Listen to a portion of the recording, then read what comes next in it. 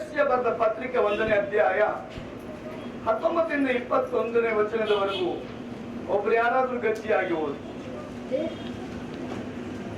ಆತನು ಸಾಧಿಸುವ ಪರಾಕ್ರಮವು, ದೇವರು ಸಾಧಿಸುವ ಪರಾಕ್ರಮವು ಎಷ್ಟು ಅತಿಶಯವಾದದ್ದೆಂಬುದನ್ನು, ದೇವರು ಸಾಧಿಸುವ ಪರಾಕ್ರಮವು ಎಷ್ಟು ಅತಿಶಯವಾದದೆಂದು ಎಂಬುದನ್ನ ನೀವು ತಿಳಿದುಕೊಳ್ಳುವಂತೆ ಅನುಗ್ರಹಿಸಲಿ. ಆತನ ಬಲಾತಿಶಯವು ಎಷ್ಟು ಮಹತ್ತಾದೆಂದು ಕ್ರಿಸ್ತನಲ್ಲಿ ತೋರಿ ಬಂದಿದೆ. ಹೇಗೆಂದರೆ ಆತನು ಸತ್ತಿದ್ದ ಕ್ರಿಸ್ತನನ್ನು ಬದುಕಿಸಿ ಪರಲೋಕದೊಳಗೆ ಸಕಲ ರಾಜ್ಯತ್ವ, ಅಧಿಕಾರ, ಮಹತ್ವ, ಪ್ರಭುತ್ವಾದಿಗಳ ಮೇಲೆಯೂ ಈ ಲೋಕದಲ್ಲಿ ಮಾತ್ರವಲ್ಲದೆ ಸರ್ವಲೋಕದಲ್ಲಿಯೂ ಸಹ ಹೆಸರುಗೊಂಡವರೆಲ್ಲರಿಗೂ ತನ್ನ ಬಲಗಡೆಯಲ್ಲಿ ಕೂಡಿಸಿಕೊಂಡನು. ದೇವರಿಗೆ ಸ್ತೋತ್ರ. ಭಕ್ತನಾದ ಪೌಲನು ಬರೀತಾನೆ, ದೇವರು ಸಾಧಿಸುವ ಪರಾಕ್ರಮ ಬಲವನ್ನ ನೀವು ತಿಳಿದುಕೊಳ್ಳ್ರಿ, ದೇವರ ಬಲವನ್ನ ವಿಶ್ವಾಸಿಗಳು ತಿಳಿದುಕೊಳ್ಳ್ರಿ ಅಂತ ಭಕ್ತನಾದ ಪೌಲ ಬರೀತಾರೆ. ದೇವರ ಬಲ, ದೇವರ ಪರಾಕ್ರಮ ಎಂಥದ್ದೆಂಬುದನ್ನ ದೇವರು ತೋರಿಸುವುದಕ್ಕೋಸ್ಕರ ತನ್ನ ಮಕ್ಕಳನ್ನು ಉಪಯೋಗ ಮಾಡುವುದಕ್ಕೋಸ್ಕರ ಕರೀತಾ ಇದ್ದಾನೆ. ಅದನ್ನು ಅನುಭವಿಸಲ್ಪಟ್ಟಂತ ಭಕ್ತನಾದ ಪೌಲನು ಬರೀತಾನೆ, ದೇವರು ಸಾಧಿಸುವ ಪರಾಕ್ರಮ ಬಲ ಎಂಥದಂತ ನೀವು ನೀವು ತಿಳಿದುಕೊಳ್ಳಬೇಕು. ಯಾಕಂದ್ರೆ ಎಫೆಸ್ಯ 3:16 ಬರೆಯಲ್ಪಟ್ಟಿದೆ, ನೀವು ದೇವರಾತ್ಮನ ಮೂಲಕ ಅಂತರ್ಯದಲ್ಲಿ ವಿಶೇಷ ಬಲ ಹೊಂದಿದವರಾಗುವ ಹಾಗೆ. ಅದರರ್ಥ ದೇವರಾತ್ಮನು ಮನುಷ್ಯನ ಒಳಗಿನ ಆತ್ಮನ ಶಕ್ತಿಯಾಗಿದ್ದಾನೆ.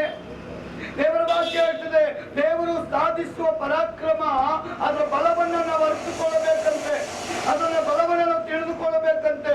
ಅದು ಎಂಥದ್ದು, ಎಂತ ಶಕ್ತಿಶಾಲಿ ಆದದ್ದು, ಎಷ್ಟು ಬಲಶಾಲಿ ಆದದ್ದು, ಎಷ್ಟು ಪರಾಕ್ರಮ ಉಳ್ಳದ್ದು ದೇವರ ಬಲ.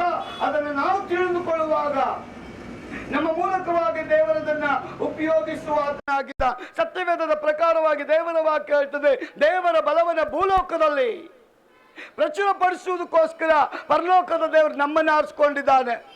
ದೇವರ ಬಲವನ್ನ, ಮನುಷ್ಯನ ಬಲವನ್ನಲ್ಲ, ಲೋಕದ ಬಲವನ್ನಲ್ಲ, ಪರಲೋಕದ ಬಲವನ್ನ ಭೂಲೋಕದಲ್ಲಿ ಪ್ರಚುರಪಡಿಸುವುದಕ್ಕೋಸ್ಕರ ಇವತ್ತು ದೇವರು ನಮ್ಮನ್ನು ಆರಿಸಿಕೊಂಡಿದ್ದಾನೆ. ಯಾವಾಗ ನಾವು ಒಪ್ಪಿಸಿಕೊಡ್ತೇವೋ, ಯಾವಾಗ ದೇವರಿಗೆ ಬಿಟ್ಟುಕೊಡ್ತೇವೋ, ದೇವರಿಗೆ ಸಮರ್ಪಣೆ ಮಾಡಿಕೊಳ್ತೇವೋ, ಯಾವಾಗ ದೇವರ ಮನೆಯಾಗಿ, ದೇವರ ಅಭಿಷಕ್ತನಾಗಿ, ದೇವರ ಅಭಿಷೇಕವುಳ್ಳ ಸ್ಥಳವಾಗಿ, ನಿವಾಸವಾಗಿ ನಾವು ಸಮರ್ಪಣೆ ಮಾಡ್ತೇವೋ, ದೇವರ ಪ್ರಬಲವಾದ ಬಲ ನಮ್ಮ ಮೂಲಕ ಕಾರ್ಯ ಮಾಡೋದಕ್ಕೆ ಅದು ಶಕ್ತವಾಗಿದೆ. ಅದಕ್ಕೆ ಭಕ್ತನಾದ ಪೌಲ ಹೇಳ್ತಾನೆ, ನೀವು ದೇವರಾತ್ಮನ ಮೂಲಕ ಅಂತರ್ಯದಲ್ಲಿ ವಿಶೇಷವಾದ ಬಲವನ್ನ ನೀವು ಹೊಂದಿಕೊಳ್ಬೇಕಂತೆ. ಸಾಧಾರಣವಾದ ಬಲ ಅಲ್ರಿ, ದೇವರಾತ್ಮನ ಬಲ ಸಾಧಾರಣವಾದ ಬಲ ಅಲ್ಲ, ಅದು ವಿಶೇಷವಾದ ಬಲ, ನೆನೆಸಕ್ಕೆ ಆಗದಂತ ಬಲ, ಅಮೂಲ್ಯವಾದ ಬಲ, ಆಶ್ಚರ್ಯಕರವಾದ ಬಲ, ಅತಿಶಯವನ್ನ ಮಾಡುವಂತ ಒಂದು ಬಲ, ಸೂಚಕ ಕಾರ್ಯಗಳನ್ನು ನಿಮ್ಮ ಮೂಲಕವಾಗಿ ಹೊರಗಾಕುವಂತ ಒಂದು ಬಲ. ಪ್ರಿಯ ಸಹೋದರಿ, 1 ಕೊರಿಂಥದವರಿಗೆ ಬರೆದ ಪತ್ರಿಕೆ 16ನೇ ಅಧ್ಯಾಯ 13ನೇ ವಚನ ಹೇಳ್ತದೆ, ಪೌಲ ಹೇಳ್ತಾನೆ, ಎಚ್ಚರವಾಗಿರಿ, ಕ್ರಿಸ್ತ ನಂಬಿಕೆಯಲ್ಲಿ ದೃಢವಾಗಿ ನಿಲ್ರಿ. ಎಚ್ಚರವಾಗಿರಿ, ಕ್ರಿಸ್ತ ನಂಬಿಕೆಯಲ್ಲಿ ನೀವು ದೃಢವಾಗಿರಬೇಕಂತೆ. ಹಲ್ಲೆಲೂಯಾ, ಇದ್ದೀರಾ? ಪೌಲ ಹೇಳ್ತಾನೆ, ಎಚ್ಚರವಾಗಿರಿ, ಕ್ರಿಸ್ತ ನಂಬಿಕೆಯಲ್ಲಿ ದೃಢವಾಗಿರಿ. ಯಾಕಂದ್ರೆ ದೇವರು ನಿಮ್ಮ ಮೂಲಕವಾಗಿ ಪ್ರಬಲವಾದ ಶಕ್ತಿಯನ್ನು ಲೋಕದಲ್ಲಿ ಹೊರಪಡಿಸುವುದಕ್ಕೋಸ್ಕರ ಇಷ್ಟಪಡುವಾಗ ಆ ಪಾತ್ರೆಯನ್ನು ದೇವರ ಕೈಯಲ್ಲಿ ಉಪಯೋಗ ಆಗದ ಹಾಗೆ ಶತ್ರು ತಡೀತಾನೆ, ಶತ್ರು ಹೊಡಿತಾನೆ, ಅವನು ನಮ್ಮನ್ನ ಬಲಹೀನತೆ ಪಡಿಸ್ತಾನೆ. ಅದು ದೇವರ ವಾಕ್ಯ ಹೇಳ್ತದೆ. ಪ್ರಿಯ ಸಹೋದರ ಸಹೋದರಿ, ಇದನ್ನು ಬರೆಯಲ್ಪಟ್ಟಂತ ಪೌಲ ಅನುಭವದಲ್ಲಿ ಹೇಳ್ತಾ ಇದ್ದಾನೆ, ನಾನು ಮೊದಲು ಸೌಲಾಗಿದ್ದೆ, ಆ ಸೌಲ್ ಇವಾಗ ಕ್ರಿಸ್ತನನ್ನು ನಂಬುದ ಮೇಲೆ ಆ ಸೌಲ್ ಸತ್ತೋಗಿದ್ದಾನೆ, ಆ ಸೌಲ್ ಸತ್ತೋಗಿದ್ದಾನೆ, ಈಗ ಜೀವಿಸ್ತಾ ಇರೋದು ಪೌಲ್. ಈಗ ನನ್ನಲ್ಲಿ ಯೇಸು ಇದ್ದಾನೆ, ಈಗ ಯೇಸು ನನ್ನಲ್ಲಿ ಕಾರ್ಯ ಮಾಡ್ತಾ ಇದ್ದಾನೆ. ಮುಂಚೆ ರೋಮ್ ಸಾಮ್ರಾಜ್ಯದ ಅಧಿಕಾರಿಯಾಗಿದ್ದೆ, ಸರ್ವಾಧಿಕಾರಿಯಾಗಿದ್ದೆ ನಾನು. ಎಲ್ಲ ನನ್ನ ಮಾತನ್ನ ಕೇಳ್ತಾ ಇದ್ರು. ಆದ್ರೆ ಈಗೀಗ ನಾನು ಅಧಿಕಾರಿ ಆಗಿಲ್ಲ, ಈಗ ನಾನು ಸರ್ವಾಧಿಕಾರಿ ಅಲ್ಲ, ಈಗ ಆ ಪವರ್ ನನ್ನ ಹತ್ರ ಇಲ್ಲ. ಈಗಿರುವಂತ ಪವರ್ ಆ ಪವರ್ಕ್ಕಿಂತ ಸೂಪರ್ ನ್ಯಾಚುರಲ್ ಪವರ್. ಪ್ರಿಯ ಸಹೋದರಿ, ಅವನ ಅನುಭವದಲ್ಲಿ ಹೇಳ್ತಾ ಇದ್ದಾನೆ, ದೇವರಾತ್ಮನ ಬಲವನ್ನ ಪರಾಕ್ರಮವನ್ನ, ಅತಿಶಯವನ್ನ ಇವತ್ತು ನಮ್ಮ ಮೂಲಕವಾಗಿ ದೇವರು ತೋರಿಸೋದಕ್ಕೆ ಇಷ್ಟಪಡುವಾಗ ಶತ್ರು ಅದನ್ನು ಹೊಡಿಲಿಕ್ಕೆ ಪ್ರಯತ್ನ ಮಾಡ್ತಾನಂತೆ. ಅದಕ್ಕೆ ಅವನು ಹೇಳ್ತಾನೆ, ಪ್ರಿಯ ಸಹೋದರ ಸಹೋದರಿಯೇ, ನೀವು ದೇವರಾತ್ಮನ ಮೂಲಕ ಅಂತರ್ಯದಲ್ಲಿ ವಿಶೇಷ ಬಲ ಹೊಂದಿದವರಾಗುವ ಹಾಗೆ, ಅಂದರೆ ದೇವರು ನಮ್ಮ ಒಳಗೆ ಆತ್ಮನ ಶಕ್ತಿಯಾಗಿ ಕೆಲಸ ಮಾಡೋದಕ್ಕೆ ಇಷ್ಟಪಡ್ತಾರೆ. ಅದಕ್ಕೆ ಪೌಲ ಹೇಳ್ತಾನೆ, ಎಚ್ಚರಿಕೆ ಆಗಿರಿ, ಎಚ್ಚರವಾಗಿರಿ, ಕ್ರಿಸ್ತ ನಂಬಿಕೆಯಲ್ಲಿ ದೃಢವಾಗಿ ನಿಲ್ರಿ. ಯಾಕೆ ಹೇಳ್ತಾನೆ ಗೊತ್ತಾ? ರೋಮ 16:17 ಹೇಳ್ತಾನೆ, ಸಹೋದರರೇ, ನೀವು ಹೊಂದಿದ ಉಪದೇಶಕ್ಕೆ ವಿರುದ್ಧವಾಗಿ ಭೇದಗಳನ್ನು, ವಿಘ್ನಗಳನ್ನು ನಿಮ್ಮಲ್ಲಿ ಉಂಟು ಮಾಡುವವರನ್ನ ಗುರ್ತಿಟ್ಟು ಅವರನ್ನ ಬಿಟ್ಟು ತೊಲಗಿ ಹೋಗ್ರಿ ಎಂದು ನಿಮ್ಮನ್ನ ಅವನು ರಿಕ್ವೆಸ್ಟ್ ಮಾಡ್ತಾನೆ ಸಭೆಗೆ. ಯೇಸುವಿನ ಮಾತನ್ನು ಕೇಳಿ ನೀವು ಬೂಸ್ಟ್ ಆಗ್ತೀರಾ. ಬಲ ಹೊಂದಿ ನೀವು ಹೋಗುವಾಗ ಬಲಹೀನರು ನಿಮ್ಮ ಹತ್ರ ಬಂದು ಬಿಡ್ತಾರೆ, ಅನ್ಯರು ನಿಮ್ಮ ಹತ್ರ ಬಂದು ಬಿಡ್ತಾರೆ, ಮನಸ್ಸು ಕೆಟ್ಟೋದವರು ಬಂದು ಬಿಡ್ತಾರೆ, ಹೃದಯ ಕೆಟ್ಟೋದು ಬಂದುಬಿಡ್ತಾರೆ, ಜ್ಞಾನ ಸರಿ ಇಲ್ಲದವರು ಬಂದು ಬಿಡ್ತಾರೆ. ಬಂದು ನಿಮಗೆ ಏನು ಮಾಡ್ತಾರೆ? ಎಂಕರೇಜ್ ಮಾಡೋದಿಲ್ಲ, ನಿಮ್ಮನ್ನು ಡಿಗ್ರೇಡ್ ಮಾಡ್ತಾರೆ, ನಿಮ್ಮನ್ನು ಕುಗ್ಗಿಸ್ತಾರೆ, ಪ್ರಾರ್ಥನೆ ಮಾಡೋಕ್ಕೆ ಬಿಡಲ್ಲ, ಆರಾಧನೆಗೆ ಹೋಗೋಕ್ಕೆ ಬಿಡಲ್ಲ, ದೇವರಲ್ಲಿ ಬೆಳೆಯೋಕ್ಕೆ ಬಿಡಲ್ಲ, ಅನ್ಯೋನ್ಯತೆಯಲ್ಲಿ ಇರೋಕ್ಕೆ ಬಿಡಲ್ಲ, ದೇವರ ರಾಜ್ಯ ಕಟ್ಟಕ್ಕೆ ಬಿಡಲ್ಲ. ದೇವರ ಅಭಿಷೇಕ ನಿಮ್ಮ ಮೂಲಕವಾಗಿ ಕಾರ್ಯ ಮಾಡಿದಾಗೆ ತಡೆಯುವಂಥ ಜನ ಬರ್ತಾರಂತೆ. ಅದು ನಿಮ್ಮ ಮನೇಲೇ ಬರ್ಬೋದು, ನಿಮ್ಮ ಸಭೆಯಲ್ಲಿ ಬರ್ಬೋದು, ಅನ್ಯರ ಮಧ್ಯದಲ್ಲಿ ಬರ್ಬೋದು. ಪೌಲ ಹೇಳ್ತಾನೆ, ನೀವು ಎಚ್ಚರಿಕೆ ಆಗಿರಿ, ಅಂಥವರನ್ನು ಬಿಟ್ಟು ಓಡೋಗ್ರಿ. ಯೋಸೇಫ್ ಓಡೋಗಿದ್ದಾನೆ, ಯೋಸೇಫ್ ಓಡೋಗಿದ್ದಾನೆ ಪಾಪವನ್ನು ನೋಡಿ. ಪೌಲ ಹೇಳ್ತಾನೆ, ಯಾರು ನಿಮ್ಗೆ ಅಡ್ಡಿ ಮಾಡ್ತಾರೋ, ಯಾರು ದೇವರ ರಾಜ್ಯಕ್ಕೆ ವಿರುದ್ಧವಾಗಿ ನಿಂತ್ಕೊಳ್ತಾರೋ, ಕೆಟ್ಟ ಉಪದೇಶ ಮಾಡ್ತಾರೋ, ಯಾಕಂದ್ರೆ ಅವನು ಹೇಳ್ತಾನೆ, ಸಹೋದರರೇ, ನೀವು ಹೊಂದಿದ ಉಪದೇಶಕ್ಕೆ ವಿರುದ್ಧವಾಗಿ ಭೇದಗಳನ್ನ, ವಿಘ್ನಗಳನ್ನ ನಿಮ್ಮಲ್ಲಿ ಉಂಟು ಮಾಡುವವರನ್ನು ಹೆಂಗಂತೆ ಗುರ್ತಿಟ್ಟು ಅವರನ್ನು ಬಿಟ್ಟು ನೀವು ತೊಲಗಿ ಹೋಗಿರೆಂದು. ಹಲ್ಲೆಲೂಯಾ. ರೈನಾ ಏನ್ ಮಾಡ್ಬೇಕಂತೆ? ಹುಡುಕಬೇಕಂತೆ. ಯಾರಂತ? ದೇವರಾತ್ಮ ಅಂತರ್ಯದಲ್ಲಿದ್ದರೆ ನಿಮಗೆ ಕನ್ಫ್ಯೂಷನ್ ಆಗಲ್ಲ. ಅದಕ್ಕೆ ಪೌಲ ಹೇಳ್ತಾನೆ, ನೀವು ಯಾವ ವರ ಹೊಂದ್ಕೊಳ್ಬೇಕು ಅಂದರೆ ಆತ್ಮ ವಿವೇಚಿಸುವಂಥ ವರವನ್ನು ಕೇಳ್ಕೊಳ್ರಿ. ನಿಮ್ಮ ಮುಂದೆ ಇರುವಂಥ ವ್ಯಕ್ತಿ ಯಾರಂತ ಆ ಪರಿಶುದ್ಧಾತ್ಮ ನಿಮಗೆ ಗೋಚರಪಡಿಸ್ತಾರೆ. ಆಗ ನೀವು ಪ್ರಾರ್ಥನೆಯಲ್ಲಿ ಬೆಳಿತೀರಿ, ಆರಾಧನೆಯಲ್ಲಿ ಬೆಳಿತೀರಿ, ದೇವರ ರಾಜ್ಯದಲ್ಲಿ ಬೆಳಿತೀರಿ, ದೇವರ ಕಾರ್ಯಗಳಲ್ಲಿ ಬೆಳಿತೀರಿ. ಆಗ ದೇವರು ನಿಮ್ಮನ್ನು ಉಪಯೋಗ ಮಾಡುವಾಗ ದೇವರ ಪ್ರಬಲವಾದ ಶಕ್ತಿ ಭೂಲೋಕದಲ್ಲಿ ದೇವರು ತೋರಿಸ್ತಾನೆ.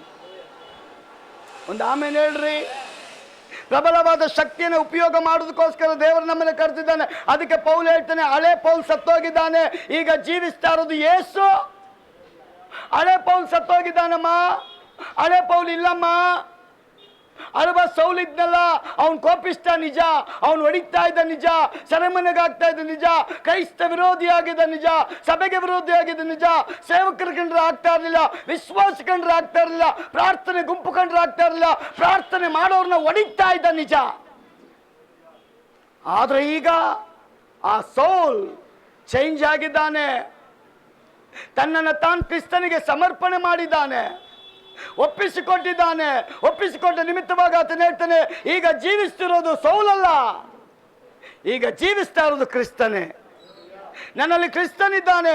ಅದಕ್ಕೆ ಅವನು ಹೇಳ್ತಾನೆ, ಬಲಪಡಿಸುವ ಆತನಲ್ಲಿ ಇದ್ದುಕೊಂಡು ಎಲ್ಲವನ್ನನ್ನು ಮಾಡೋದಕ್ಕೆ ನಾನು ಶಕ್ತನು.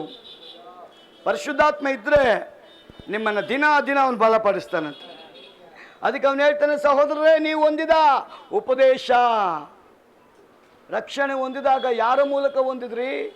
ಯೇಸುವಿನ ಶುಭವಾರ್ತೆಯನ್ನು ಕೇಳಿ ರಕ್ಷಣೆ ಹೊಂದಿದ್ರಲ್ಲ, ಅವನ ಬಾಯಿಂದ ಬಂದ ಮಾತುಗಳನ್ನ ಕೇಳಿ ರಕ್ಷಣೆ ಹೊಂದಿ ದೇವರ ಮನೆಗೆ ಬಂದ್ರಲ್ಲ, ದೇವರ ಮನೆ ಆದ್ರಲ್ಲ, ದೇವರ ಅಭಿಷಕ್ತರಾದ್ರಲ್ಲ, ದೇವರಿಗಾಗಿ ಜೀವಿಸ್ತಾ ಅಂತ ಒಡಂಬಡಿಕೆ ಮಾಡಿಕೊಂಡ್ರಲ್ಲ. ಯಾಕೆ ನಿಮ್ಮ ಆಸಕ್ತಿ ತಣ್ಣಗಾಗೋಗಿದೆ? ಹಾಗಾದ್ರೆ ನಿಮ್ಮ ಅಂತರ್ಯದಲ್ಲಿ ಪರಿಶುದ್ಧಾತ್ಮ ಇನ್ನೂ ವಾಸ ಮಾಡ್ತಾ ಇಲ್ಲ. ಪರಿಶುದ್ಧಾತ್ಮನಿಗೆ ನೀವು ಸ್ಥಳ ಕೊಟ್ಟಿಲ್ಲ, ಪರಿಶುದ್ಧಾತ್ಮನ ಮಾತು ನೀವು ಕೇಳ್ತಾ ಇಲ್ಲ, ಪರಿಶುದ್ಧಾತ್ಮನ ಮಾರ್ಗದರ್ಶನದಲ್ಲಿ ನೀವು ನಡೀತಾ ಇಲ್ಲ. ಪರಿಶುದ್ಧಾತ್ಮ ಎಲ್ಲಿಲ್ಲವೋ ಆ ವ್ಯಕ್ತಿ ಈ ಲೋಕದ ಜನರ ಮಾತುಗಳಿಗೆ ತನ್ನನ್ನು ತಾನು ಸಮರ್ಪಣೆ ಮಾಡಿಕೊಳ್ತಾನೆ. ಅದಕ್ಕೆ ಪೌಲ ಹೇಳ್ತಾನೆ, ಸಹೋದರ, ನೀವು ಹೊಂದಿದ ಉಪದೇಶಕ್ಕೆ ವಿರುದ್ಧವಾಗಿ ಭೇದಗಳನ್ನು, ವಿಘ್ನಗಳನ್ನು ನಿಮ್ಮಲ್ಲಿ ಉಂಟು ಮಾಡುವವರನ್ನ ಗುರ್ತಿಟ್ಕೊಳ್ರಿ. ಅವ್ರ ಸವಾಸಕ್ಕೆ ನೀವು ಹೋಗ್ಬೇಡ್ರಿ, ಅವರಿಂದ ನೀವು ದೂರ ಓಡೋಗ್ರಿ. ಕಾರಣ ಅವ್ರು ಕೆಡೋದಲ್ದಿರ ನಿಮ್ಮನ್ನು ಅವ್ರು ಕೆಡಿಸ್ಬಿಡ್ತಾರಂತೆ. ಅವ್ರು ಕೆಡೋದಲ್ದಿರ ನಿಮ್ಮನ್ನು ಕೆಡಿಸೋವ್ರನ್ನ ನೀವೇನು ಮಾಡ್ಬೇಕಂತೆ, ಗುರ್ತಿಟ್ಟು ಅವರಿಂದ ದೂರ ಇರಬೇಕಂತೆ. ಅದಕ್ಕೆ ಪೌಲ್ ಹೇಳ್ತಾನೆ, 2 ಕೊರಿಂಥದವರಿಗೆ ಬರೆದ ಪತ್ರಿಕೆ, ಪೌಲ್ ತನ್ನ ಬಹುತೇಕ ಅಂದರೆ ಹೆಚ್ಚು ಪತ್ರಿಕೆಗಳಲ್ಲಿ ಸುಳ್ಳು ಬೋಧಕರ ವಿಷಯದಲ್ಲಿ ವಿಶ್ವಾಸಿಗಳಿಗೆ ಎಚ್ಚರಿಕೆಯನ್ನು ಅವನು ಕೊಡ್ತಾ ಇದ್ದಾನೆ. 2 ಕೊರಿಂಥ 11ನೇ ಅಧ್ಯಾಯ 13 ಮತ್ತು 15ನೇ ವಚನ ಓದುವಾಗ ಅಲ್ಲಿ ವಾಕ್ಯ ಹೇಳ್ತದೆ, ಆದರೆ ಅಂತವರು ಏನು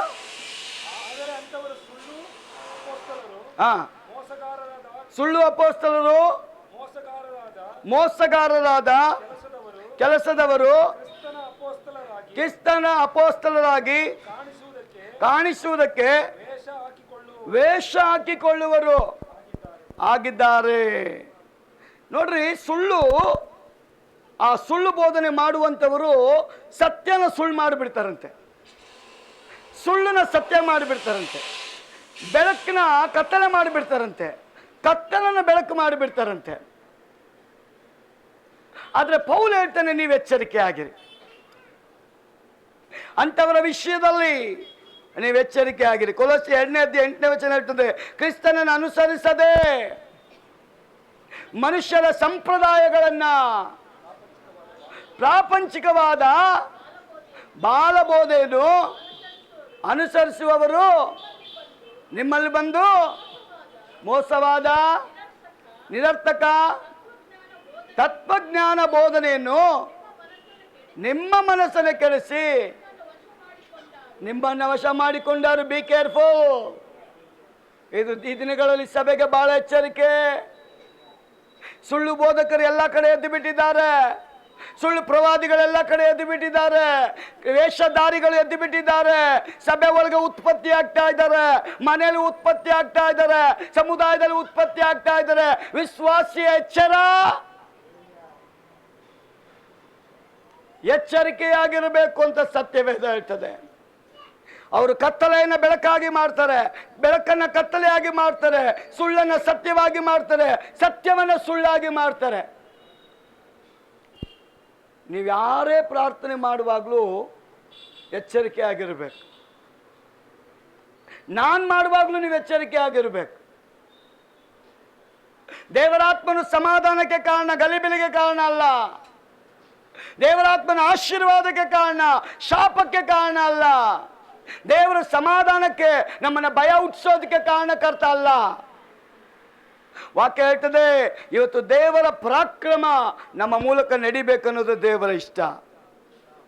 ಪ್ರಿಯ ಸಹೋದರ ಸಹೋದರಿಯೇ, ದೇವರು ನಿಮ್ಮನ್ನ ಅವನ ಕೈಯಲ್ಲಿ ಪಾತ್ರೆಯಾಗಿ ಉಪಯೋಗ ಮಾಡಲಿಕ್ಕೆ ಇಷ್ಟಪಡ್ತಾ ಇದ್ದಾನೆ, ಆಯುಧವಾಗಿ ಉಪಯೋಗ ಮಾಡಲಿಕ್ಕೆ ಇಷ್ಟಪಡ್ತಾ ಇದ್ದಾನೆ. ಸಮರ್ಪಣೆ ಮಾಡುವಂಥವರ ಒಳಗಡೆ ತನ್ನ ಆತ್ಮನನ್ನು ಅವನು ಕಳಿಸಿ. ಅದಕ್ಕೆ ದೇವರ ವಾಕ್ಯ ಹೇಳ್ತದೆ, ಯೇಸು ಹೇಳ್ತಾನೆ, ಅಪ್ಪ ತಂದೆ ಅಂತ ಯಾರು ಕರೀತಾರೋ ಆಗಲೇ ದೇವರಾತ್ಮನು ಅವರ ಒಳಗೆ ಪ್ರವೇಶ ಮಾಡ್ತಾನೆ. Praise God. ಅದಕ್ಕೆ 1 ತಿಮೋಥಿ 4ನೇ ಅಧ್ಯಾಯ 1-3 ಹೇಳ್ತದೆ, ಆದರೂ ಮುಂದಿನ ದಿನಗಳಲ್ಲಿ ಕೆಲವರು ವಂಚಿಸುವ ಆತ್ಮಗಳ ನುಡಿಗಳಿಗೂ ದೆವ್ವಗಳ ಬೋಧನೆಗಳಿಗೂ ಲಕ್ಷ್ಯ ಬಿಟ್ಟು ಕ್ರಿಸ್ತ ನಂಬಿಕೆಯಿಂದ ಭ್ರಷ್ಟರಾಗುವರೆಂದು ದೇವರಾತ್ಮನು ಸ್ಪಷ್ಟವಾಗಿ. ಒಂದು ಅಲ್ಲೇಲುಯ, ನಿಮ್ಮ ಅಲ್ಲೇಲುಯ ಜೋರಾಗಿ ಬರಬೇಕು. ಇಲ್ಲ ವಿಧಾನಸೌಧದಲ್ಲಿ ಆಗ್ದಂಗೆ ಎಲ್ಲರೂ ಬಾಯ ಹತ್ರ ಒಂದು ಮೈಕ್ ಹಾಕಬೇಕಾಗುತ್ತೆ. ಒಂದು ಜೋರಾಗಿ ಅಲ್ಲೇಲು ಹೇಳ್ರಿ, ಇನ್ನು ಸ್ವಲ್ಪ ಜೋರಾಗಿ ಹೇಳ್ರಿ. ಜೀವಂತವಾಗಿರೋರು ಒಂದು ಅಲ್ಲೇಲು ಹೇಳ್ರಿ, ಮಲಗಿದವ್ರು ಒಂದು ಅಲ್ಲೇಲು ಹೇಳ್ರಿ. ನಾವೆಲ್ಲ ಎಚ್ಚರಿಕೆ ಆಗಿದ್ದೀವಿ. ವಚನ ಹೇಳ್ತದೆ ಸ್ಪಷ್ಟವಾಗಿ, ಆದರೂ ಮುಂದಿನ ದಿನಗಳಲ್ಲಿ ಕೆಲವರು ವಂಚಿಸುವ ಆತ್ಮಗಳ ನುಡಿಗಳಿಗೂ ದೆವ್ವಗಳ ಬೋಧನೆಗಳಿಗೂ ಲಕ್ಷ್ಯವಿಟ್ಟು ಕ್ರಿಸ್ತ ನಂಬಿಕೆಯಿಂದ ಭ್ರಷ್ಟರಾಗುವರೆಂದು ದೇವರಾತ್ಮನು ಸ್ಪಷ್ಟವಾಗಿ. ಒಂದು ಸಿಸ್ಟ್ರು ಒಂದು ಪ್ರವಾದಿನ ಜೊತೆ ಕನೆಕ್ಟ್ ಆಗಿಬಿಟ್ಟಿದ್ರು. ಆ ಪ್ರವಾದಿನಿ ಭಾಳ ಯೂಸ್ ಮಾಡ್ತಾ ಇದ್ಲು ಇವಳನ್ನ. ಈಕೆ ಪಾಪ ಅವ್ರ ಮನೆ ಬಾಡಿಗೆ ಕಟ್ತಾ ಇದ್ಲು, ರೇಷನ್ ತಗೊಂಡೋಗಿ ಕೊಡ್ತಾ ಇದ್ಲು. ಸೇವಕು ಬಿಟ್ಟರೆ ಯಾರಾದರೂ ವಿಶ್ವಾಸಿಗಳು ನಿಮ್ಮ ಹತ್ರ ಬಂದು ದೇವ್ರಂಗಂದ ದೇವ್ರಿಂಗಳ್ದ ದೇವ್ರಂಗಂದ ದೇವ್ರಿಂಗಳ್ದ ಅಂದರೆ ಹುಷಾರಾಗಿರ್ಬೇಕು. ದೇವ್ರು ಹೇಳುವಾಗ ನಿಮಗೆ ಸಮಾಧಾನ ಇರ್ತದೆ. ಗಲಿಬಿಲಿ ಹುಟ್ಟಿಸೋರಿಗೆಲ್ಲ ನೀವು ಬೆಲೆ ಕೊಡಬಾರ್ದು, ಗೌರವ ಕೊಡ್ರಿ, ಎಚ್ಚರಿಕೆ ಆಗಿರಿ. ಪೌಲ್ ಹೇಳ್ತಾನೆ ಅವ್ರ ಹತ್ರ ಜಗಳ ಮಾಡಿ ಅಂತ ಹೇಳ್ತಾ ಇಲ್ಲ, ಅವ್ರು ಹೇಳಿದ್ನ ಕೇಳಿಸ್ಕೊಳ್ರಿ, ಅನಲೈಸ್ ಮಾಡಿಕೊಡ್ರಿ, ಕರೆಕ್ಟಾ ರೈಟಾ ರಾಂಗಾ ಎಲ್ಲನೂ ಒಳಗೆ ಹಾಕ್ಕೊಳ್ಬೇಡಿ. ಅದು ಕಸದ ಪುಟ್ಟಿಗೆ ಅಲ್ಲ, ಆಶೀರ್ವಾದ ಮಾತ್ರ ಒಳಗೋಗ್ಬೇಕು, ಶಾಪ ಯಾವುದು ಒಳಗೋಗ್ಬಾರ್ದು, ಬೇಡದ ವಸ್ತುಗಳು ಒಳಗೋಗ್ಬಾರ್ದು. ಒಂದು ಸಿಸ್ಟ್ರಿಗೆ ಒಂದು ಪ್ರವಾದಿನಿ ಏನು ಮಾಡಿದ್ಲು, ದಿನ ಬೆಳಗ್ಗೆ ಪ್ರಾರ್ಥನೆ ಮಾಡಿ ದೇವ್ರಂಗೆ ಹೇಳಿದ್ರು ದೇವ್ರಂಗೆ ಹೇಳಿದ್ರು ದೇವ್ರಂಗೆ ಹೇಳಿದ್ರು ದೇವ್ರಂಗೆ ಹೇಳಿದ್ರು ಅಂತ ಇವಳನ್ನ ಕಂಟ್ರೋಲ್ನಲ್ಲಿ ಇಟ್ಕೊಂಡ್ಬಿಟ್ರು. ಇದ್ದೀರಾ? ಎಲ್ಲ ಕಂಟ್ರೋಲ್ನಲ್ಲಿ ಮಾಡ್ಕೊಂಡಿದ್ಲು.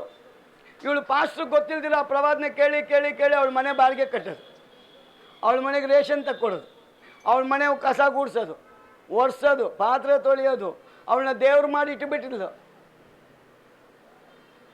ಯಾವಾಗ ಈ ಪ್ರವಾದಿಯಿಂದ ಆಚೆ ಬಂದ್ಲು? ಹಣ ಅಂದರೆ ಎಣನೂ ಬಾಯಿ ಬಿಡುತ್ತಂತೆ. ಹಣ ಅಂದರೆ ಹೇಳ್ರಿ, ಹಣ ಅಂದರೆ ಯಾವ್ದು ಬಾಯಿ ಬಿಡ್ತದೆ? ಎಣ ನಾನು ನೋಡಿಲ್ರಿ, ಆದ್ರೆ ಹೇಳ್ತಾರೆ ಹಣ ಅಂದರೆ ಎಣನೂ ಬಾಯಿ ಬಿಡ್ತದಂತೆ. ಈ ಪ್ರವಾದಿನಿ ಒಂದು ದಿನ ಬಂದ್ಲು. ಈ ಅಮ್ಮ ರಿಕ್ವೆಸ್ಟ್ ಕೊಟ್ಟಿದ್ದಾಳೆ, ಸಿಸ್ಟರ್ ನಾನು ಮನೆ ಕಟ್ಟಬೇಕು, 10 ಲಕ್ಷ ಲೋನಿಗೆ ಆಗ್ತಾ ಇದ್ದೀನಿ, ಪ್ರೇಯರ್ ಮಾಡಿ. ಇದ್ದೀರಾ? ರಿಕ್ವೆಸ್ಟ್ ಕೊಡೋದು ತಪ್ಪ? ರಿಕ್ವೆಸ್ಟ್ ಯಾಕೆ ಕೊಡ್ತಾರೆ? ಯಥಾರ್ಥವಾಗಿ ಪ್ರಾರ್ಥನೆ ಮಾಡಲಿ ಅಂತ. ಈ ಸಹೋದರಿ ಆ ಪ್ರವಾದಿನಿಗೆ ರಿಕ್ವೆಸ್ಟ್ ಕೊಡ್ತಾಳೆ, ಅಮ್ಮ ನಾನು 10 ಲಕ್ಷ ಲೋನ್ ಹಾಕ್ತೀನಿ ಮನೆ ಕಟ್ಟೋಕ್ಕೋಸ್ಕರ, ಬ್ಯಾಂಕಲ್ಲಿ ಬೇಗ ಸ್ಯಾಂಕ್ಷನ್ ಆಗೋದಕ್ಕೆ ಪ್ರಾರ್ಥನೆ ಮಾಡಮ್ಮ. ಅವಳು ಪ್ರಾರ್ಥನೆ ಮಾಡಿಬಿಟ್ಲು. ಅವಳು ಹೇಳ್ತಾಳೆ ಲೋನ್ ನಿನಗೆ ಬರುತ್ತೆ. ದೇವರು ಹೇಳ್ತಾ ಇದ್ದಾರೆ 5 ಲಕ್ಷ ನನಗೆ, 5 ಲಕ್ಷ ನಿನಗೆ. ಇದ್ದೀರಾ? ಈ ಎಮ್ಮನಿಗೆ ತಲೆ ಕೆಟ್ಟೋಯ್ತು, ಅಯ್ಯೋ 10 ಲಕ್ಷಕ್ಕೆ ಲೋನ್ ನಾನು ಎಲ್ಲಿಂದ ಕಟ್ಟಲಿ? 5 ಲಕ್ಷ ನಿನಗೆ, 5 ಲಕ್ಷ ನನಗೆ. ಅವಳಿಗೆ ತಲೆ ಕೆಟ್ಟಿ ನಿದ್ರೆ ಬಂದಿಲ್ಲ ಒಂದು ವಾರ. ಅವಳು ಓಡಿ ಬರ್ತಾಳೆ, ಪಾಸ್ಟರ್ ನಾನು ತಪ್ಪು ಮಾಡಿಬಿಟ್ಟಿದ್ದೀನಿ, ದೇವರು ಅವ್ರಿಗೆ ಹೇಳ್ತಾ ಇದ್ದಾರೆ 10 ಲಕ್ಷ ಲೋನಲ್ಲಿ 5 ಲಕ್ಷ ನನಗೆ, 5 ಲಕ್ಷ ನಿನಗೆ, ಇದು ರೈಟಾ? ವಚನ ಹೇಳ್ತದೆ, ಏನು ಹೇಳ್ತದೆ ವಚನ? ಆತ್ಮಗಳ ನುಡಿಗಳಿಗೆ, ಕೆಲವರು ವಂಚಿಸುವ ಆತ್ಮಗಳ ನುಡಿಗಳಿಗೆ. ಇನ್ನೊಬ್ರು ಇಲ್ಲೇ ಇದ್ದಾರೆ, ನನ್ನ ಹೆಸರು ಹೇಳಕ್ ಹೋಗಲ್ಲ, ಅವ್ರು ಭದ್ರಾವತಿಗೆ ಹೋಗೋರಿಗೆ ಎದುರಿಸ್ಬಿಟ್ಬಿಟ್ಟವ್ರೆ. ನನ್ನ ಮಾತು ಕೇಳಲಿಲ್ಲ ಅಂದರೆ ನೀವು ಮುಳುಗೋಗ್ಬಿಡ್ತೀರ ಅಂತ. ಅವ್ರು ನನಗೆ ಫೋನ್ ಹಿಡಿತಾರೆ, ನಾನು ಮುಳುಗೋಗ್ತೀನ. ನಿನಗೆ ಮುಳುಗಿಸ್ತವ್ರು ಯಾರಂತೆ? Be careful. ಪ್ರವಾದನೆ ತಪ್ಪಲ್ಲ, ರೈಟ್ ಆನ್ಸರ್ ತಗೊಂಡು ನೀವು ಮಾತಾಡಬೇಕು. ರಾಂಗ್ ಮಾತಾಡಿ ದೇವ್ರ ನಾಮ ಗಬ್ಬೆಬ್ಬಿರಿಸ್ಬಾರ್ದು, ಗಲಿಬಿಲಿ ಪಡಿಸ್ಬಾರ್ದು. ಹೇಳಕ್ಕೆ ಬಂದಿಲ್ಲ ಅಂದರೆ ಹೇಳಕ್ಕೆ ಹೋಗ್ಬೇಡ್ರಿ, ದೇವ್ರು ಕೊಡೋವರೆಗೂ ಕಾಯಿರಿ. ದೇವ್ರು ಒಂದು ಸಲ ಕೊಟ್ಟರೆ ಕರೆಕ್ಟಾಗಿ ಕೊಡ್ತಾನೆ. ಕೊಡೋದನ್ನ ನಾವೇನು ಮಾಡಬಾರ್ದು? ಹುಚ್ಚರಾಗೆ ಹೋಗಿ ಮಾತಾಡಬಾರ್ದು. ಹಾಗಾದ್ರೆ ಪ್ರಿಯ ಸಹೋದರಿಯೇ, ಪ್ರವಾದನೆ ಮಾಡೋದು ತಪ್ಪಲ್ಲ, ಪ್ರವಾದನೆ ಹೇಳೋದು ತಪ್ಪಲ್ಲ, ಗಲಿಬಿಲಿ ಹುಟ್ಟಿಸೋದು ದೇವರ ಆತ್ಮ ಅಲ್ಲ, ದೇವರು ಸಮಾಧಾನಕ್ಕೆ ಕಾರಣ. ಭದ್ರಾವತಿಯವ್ರಿಗೆ ಹೋಗಿ ಹೇಳವ್ರೆ, ನೀವು ನನ್ನ ವಿಷಯದಲ್ಲಿ ಮಾತು ಕೇಳಲಿಲ್ಲ ಅಂದರೆ ನೀವು ಮುಳುಗೋಗ್ಬಿಡ್ತೀರಾ. ಇದು ನನ್ನ ಯೇಸು ಸ್ವಾಮಿ ಹೇಳದ? ಸ್ವಲ್ಪ ಯೋಚನೆ ಮಾಡ್ರಿ ಸಭೆ. Be careful. ಕೆಲವರು ವಂಚಿಸುವ ಆತ್ಮಗಳ ನುಡಿಗಳಿಗೂ ದೆವ್ವಗಳ ಬೋಧನೆಗೆ. ಮದುವೆ ಮಾಡ್ಕೊಂಬೇಡ ಅನ್ನೋದು ಯಾರು ಬೋಧನೆ ಅಂತೆ? ನಾನು ಹೇಳಿಲ್ರಿ, ನಾನು ಎಲ್ಲರಿಗೂ ಮದುವೆ ಆಗ್ರಿ ಅಂತೀನಿ. ಎಲ್ಲರಿಗೂ ಮದುವೆ ಆದವ್ರಿಗಲ್ಲ, ಮದುವೆ ಆಗದೇ ಇರೋರಿಗೆ. ಇದ್ದೀರಾ? ಅಯ್ಯೋ ಪಾಸ್ಟರ್ ನನಗಿನ್ನೂ ಹುಡುಗಿ ಸಿಕ್ಕಿಲ್ಲ, ನನಗಿನ್ನೂ ಹುಡುಗ ಸಿಕ್ಕಿಲ್ಲ. ನೀನು ನಿಜವಾಗ್ಲೂ ಮೊಣಕಾಲು ಹಾಕಿ ಕೂತ್ಕೊಂಡ್ರೆ ನಿನ್ನ ಲೈಫಲ್ಲಿ ಎಲ್ಲಿದ್ದಾನೆ ಹುಡುಗ, ಅವನು ಅಮೇರಿಕಲ್ಲಿರಲಿ ಜರ್ಮನಿಯಲ್ಲಿ ಎಳ್ಕೊಂಬಂದು ದೇವ್ರು ಬಿಡ್ತಾರೆ. ಎಷ್ಟು ಜನ ನಂಬ್ತೀರಾ? ನಾವು ಅಂತೀವಿ ದೇವ್ರು ಸೆಟ್ ಮಾಡೋಣ ಬ್ರದರ್, ಇವರಿಬ್ಬರನ್ನ ಓಡೋಗ್ಬಿಟ್ಟಿರ್ತಾರೆ ಅವರಿಬ್ಬರು. ಬೈಬಲ್ ಹೇಳ್ತದೆ ನಾನು ಕೂಡಿಸಿದ್ನ ನೀವು ಎಗಲಿಸ್ಬಾರ್ದು. ಅವನು ಮುಸ್ಲಿಮು, ಕನ್ನಡದವನು, ಆದರೂ ಓಡೋಗಿ ಒಂದಾಗ್ಬಿಟ್ಟಿರ್ತಾರೆ. ಕಾರಣ ಏನು ಗೊತ್ತಾ? ಅನುಮತಿ ಇಲ್ದಿರೋ ದೇವ್ರು ಏನು ಮಾಡೋದು. ಆ ದೆವ್ವ ಅವರಿಬ್ಬರನ್ನು ಓಡಿಸ್ಬೇಕು ಅಂದರೆ ಏಸಪ್ಪನ ಪರ್ಮಿಷನ್ನೇ ತಗೊಬೇಕು. ಅರ್ಥ ಆಗುತ್ತಾ? ಯಾರು ಓಡೋಗ್ಬೇಕು ಅಂದ್ರೆ ಈ ಪ್ರಪಂಚದಲ್ಲಿ ಏನು ಮಾಡಬೇಕು ಅಂದ್ರೂ ನನ್ನ ದೇವರ ಪರ್ಮಿಷನ್ ಇಲ್ಲದೆ ಏನು ಮಾಡೋಕ್ಕಾಗಲ್ಲ. ದೆವ್ವಗಳ ನುಡಿಗಳಿಗೆ ಕೆಲವರು ಏನು ಮಾಡಿಬಿಟ್ಟಿದ್ದಾರೆ ಅಂತ, ಕೆಲವರು ವಂಚಿಸುವ ಆತ್ಮಗಳ ನುಡಿಗಳಿಗೂ ದೆವ್ವಗಳ ಬೋಧನೆಗಳಿಗೂ ಲಕ್ಷ್ಯವಿಟ್ಟು. ಪ್ರಿಯ ಸಹೋದರಿ, ನಿನ್ನ ಸಮಾಧಾನ ಕೆಡಿಸುವಂತ ಯಾವುದೇ ಬೋಧನೆ ನಿನ್ನ ಬಳಿಗೆ ಬರೋದಾದ್ರೆ ಅದನ್ನು ಸ್ವೀಕಾರ ಮಾಡಲೇಬಾರ್ದು. ಒಂದು ದಿನ ನಮ್ಮ ಸಿಸ್ಟರ್ ಮೇಲೆ ಕೂತಿದ್ದೆ ನಾನು, ಯೆಹೋವಾ ವಿಟ್ನೆಸ್ ಅವ್ರು ಬಂದ್ಬಿಟ್ರು.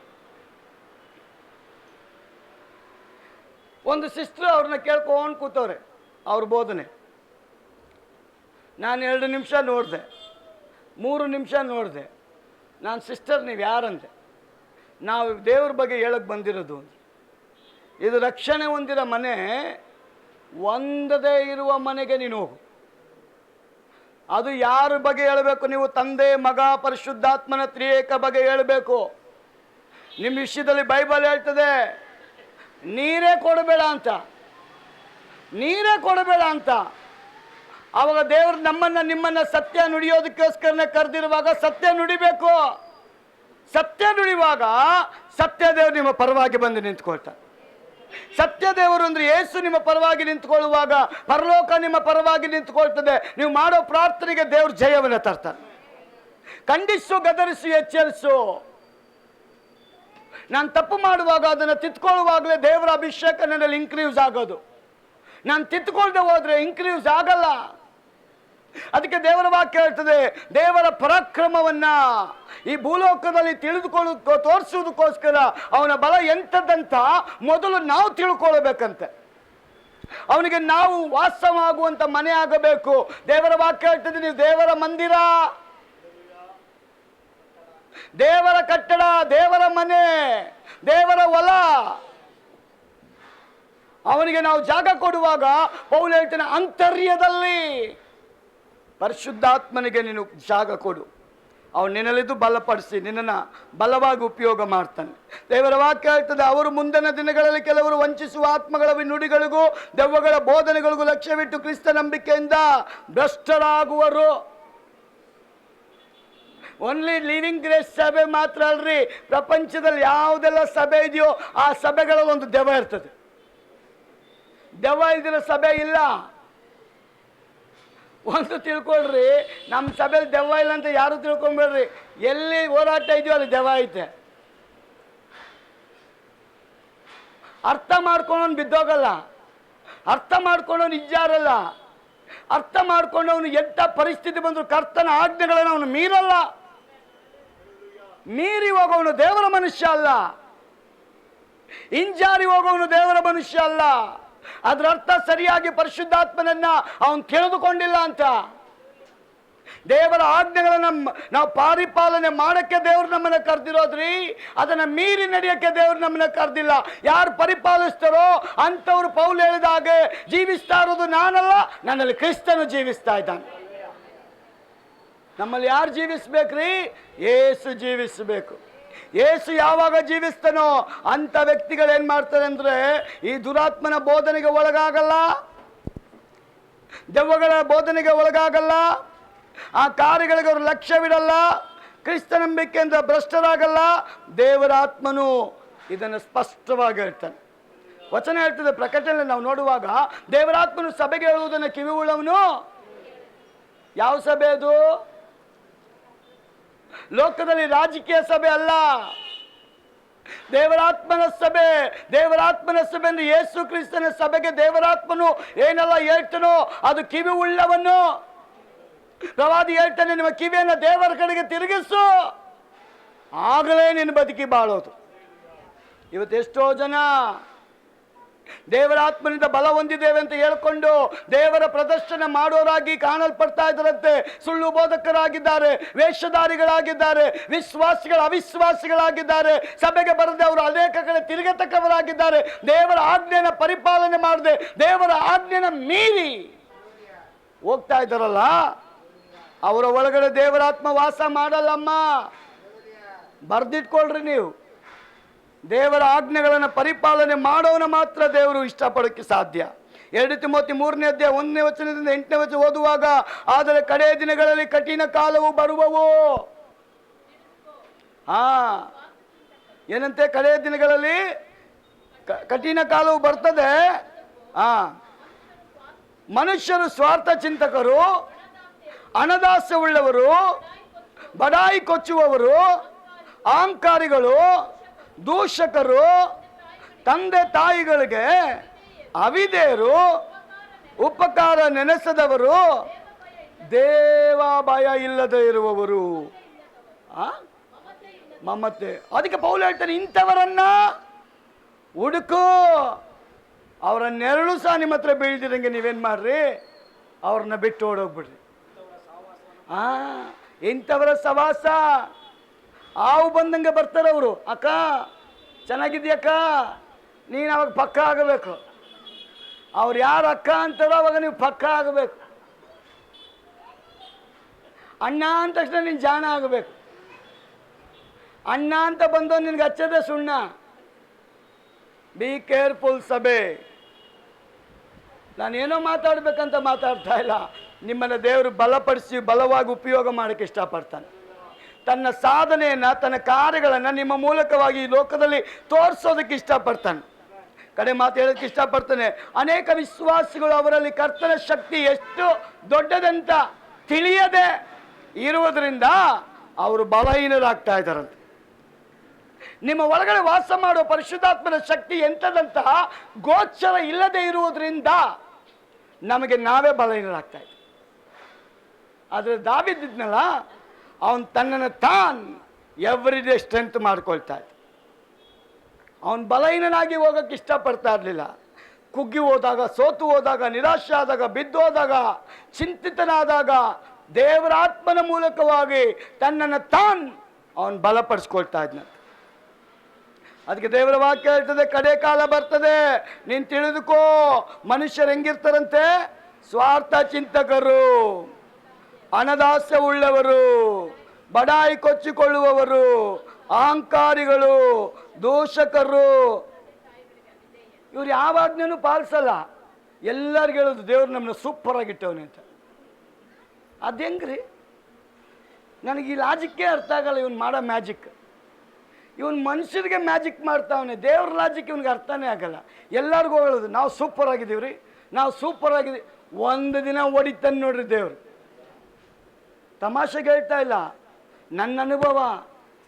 ನಾನು ಒದೆ ತಿಂದು ದೇವ್ರ ಹತ್ರ ಬಂದವನ್ರಿ. ಅದಕ್ಕೆ ಒದೆ ತಿನ್ನಕ್ಕೆ ಮುಂಚೆ ನಿಮಗೆ ಬೇಡ್ಕೊಳ್ತೇನೆ, ನೀವು ಎಚ್ಚೆತ್ಕೊಳ್ರಿ. ಒದೆ ಬಿದ್ದರೆ ತಡ್ಕೊಳಕ್ಕಾಗಲ್ಲ, ಎದ್ದೊಳಕ್ಕಾಗಲ್ಲ, ಅಹಂಕಾರಿಗಳು ಎದ್ದೊಳಕ್ಕಾಗಲ್ಲ, ದೂಷಣೆ ಮಾಡೋರು ಎದ್ದೊಳಕ್ಕಾಗಲ್ಲ, ಜಂಬ ಕೊಚ್ಕೊಳ್ಳೋರು ಎದ್ದೊಳಕ್ಕಾಗಲ್ಲ, ದೇವ್ರಿಗೆ ವಿರುದ್ಧವಾಗಿ ನಡೆಯತಕ್ಕವರು ಬಿದ್ದರೆ ಎದ್ದೊಳಕ್ಕಾಗಲ್ಲ. ಕಾರಣ ಅವರ ಅಹಂಕಾರ ಇನ್ನೂ ಅಡಗಿರಲ್ಲ. ನನ್ನ ಅಹಂಕಾರ ಅಡಗೋಯ್ತು ದೇವ್ರೆ ಅಂದ ತಕ್ಷಣ ಅವತ್ತೇ ದೇವ್ರನ್ನ ಎಕ್ಸ್ಚೇಂಜ್ ಮಾಡಲ್ಲ. ಅದಕ್ಕೆ ಸ್ವಲ್ಪ ಟೈಮ್ ಇಟ್ಟಿರ್ತಾನೆ, ನೀನು ಸರಿ ಆಗ್ತೀಯಾ ಇಲ್ವಾ ಅಂತ. ಒಂದು ದಿನ ಬ್ರದರ್ ಶಂಕರ್ ಅವ್ರ ಮನೆಗೆ ನಾನು ಪ್ರೇಯರ್ಗೆ ಹೋಗಿದ್ದೆ. ಅಲ್ಲಿ ಒಬ್ಬರು ವ್ಯಾನಲ್ಲಿ ಒಂದು ಕ್ಯಾನ್ಸರ್ ಲೇಡಿನ ಕರ್ಕೊಂಬಂದರು. ನಾವೆಲ್ಲ ಪ್ರೇಯರ್ ಮಾಡಿ ಮುಗೀತು. ಅವ್ರನ್ನ ಓಮಿನಿಲಿ ಕರ್ಕೊಂಬಂದರು. ಪಾಪ ಇವರೆಲ್ಲ ಸಾಕ್ಷಿಗಳು. ಆ ಯಮ್ಮ ಒಂದು ಟೈಮಲ್ಲಿ ದೇವರಿಗೆ ವಿರುದ್ಧವಾಗಿ ನಡೆಯಲ್ಪಟ್ಟಂಥ ವ್ಯಕ್ತಿ, ಸಭೆಗೆ ಜನಗಳನ್ನ ಹೋಗಕ್ಕೆ ಬಿಡದಂಥ ವ್ಯಕ್ತಿ, ಕ್ರಿಸ್ತನಿಗೆ ವಿರುದ್ಧವಾಗಿ ಮಾತನಾಡಲ್ಪಟ್ಟಂಥ ವ್ಯಕ್ತಿ. ಆ ದಿನ ಕ್ಯಾನ್ಸರ್ ಕಾಯಿಲೆ ಬಂದ ನಿಮಿತ್ತವಾಗಿ ಆಕೆ ಹೇಳ್ತಾಳೆ ಎಲ್ಲರ ಮುಂದೆ, ಫಾದರ್, ಜೀಸಸ್ ನನ್ನ ಹೀಲ್ ಮಾಡಿಬಿಟ್ರೆ ನಾನು ಗಾಸ್ಪಲ್ ರೀಚ್ ಹೇಳ್ಕೊಂಡು ಹೋಗ್ಬಿಡ್ತೀನಿ ಅಂತ. ಇವರೆಲ್ಲ ಕ್ಲಾಪ್ಸ್ ಹಾಕ್ಬಿಟ್ರು. ಯಾರು? ಈ ಜ್ಯೋತಿಯವರೆಲ್ಲ ಪಟಪಟ ಕ್ಲಾಪ್ಸ್ ಹಾಕ್ಬಿಟ್ರು. ಅವರೆಲ್ಲರೂ ಅಲ್ಲೆಲ್ಲೂ ಹೇಳಿ ಕ್ಲಾಪ್ಸ್ ಹಾಕ್ಬಿಟ್ರು. ನಾನು ಪ್ರಾರ್ಥನೆ ಮಾಡಿ ಆದಮೇಲೆ ಶಂಕರ್ ಅವ್ರಿಗೆ ಹೇಳಿದೆ, ಈ ಅಮ್ಮ ಬದುಕಲ್ಲ ಅಂತ.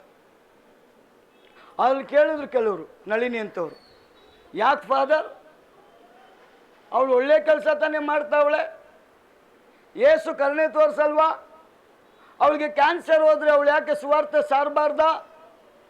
ಡಾಕ್ಟ್ರಿಗೆ, ನಿನಗೆ ಹೊಸ ಪೇಷಂಟ್ ಇದು, ಡಾಕ್ಟ್ರಿಂತ ಪೇಷಂಟ್ ಎಷ್ಟೋ ಜನ ನೋಡಿರ್ತಾನೆ, ಯೇಸು ಸ್ವಾಮಿಗಿಂಥವರೆಲ್ಲ ದಿನ ಬರ್ತಾನೆ ಇರ್ತಾರೆ. ಬಿಡುಗಡೆ ಮಾಡಿದ್ರೆ ನಾನು ಹಂಗೆ ಮಾಡಿಬಿಡ್ತೀನಿ, ಹಿಂಗೆ ಮಾಡಿಬಿಡ್ತೀನಿ, ಹಂಗೆ ಹಿಂಗೆ ಅಂತ. ಅದಕ್ಕೆ ದೇವ್ರ ವಾಕ್ಯ ಹೇಳ್ತದೆ, ಮನುಷ್ಯ ಮುಖವನ್ನು ನೋಡ್ತಾನೆ, ನನ್ನ ದೇವ್ರ ಹೃದಯನ ನೋಡ್ತಾನೆ ರೀ. ಯಾರಲ್ಲಿ ಸಾಕ್ಷಿ ಎದ್ದೇಳುತ್ತೋ ಕ್ಯಾನ್ಸರ್ ಕರ್ಮ ಇದ್ರೆ ಅದು ಆಚೆ ಹೋಗುತ್ತೆ. ಅವಳಿಗೆ ಆಯುಷ್ಕಾಲವನ್ನು ದೇವರು ಅನುಗ್ರಹಿಸಿಕೊಡ್ತಾನೆ. ನಾನು ಹೇಳಿ 1 ತಿಂಗಳು ಆಗಿಲ್ಲ, ಅಯ್ಯಮ್ಮ ಸತ್ತೋಗ್ಬಿಟ್ಲು. ಅವಳು ಸಾಯೋದು ನನ್ನ ಆಸೆ ಅಲ್ಲ, ನನ್ನ ದೇವ್ರ ಮಾತೇ ನಾನು ಹೇಳಬೇಕು. ನಮ್ಮ ದೇವ್ರು ಏನು ಹೇಳ್ತಾನೋ ಅದನ್ನೇ ಹೇಳೋಕ್ಕೆ ನನ್ನ ದೇವ್ರು ಕರೆದಿರೋದು.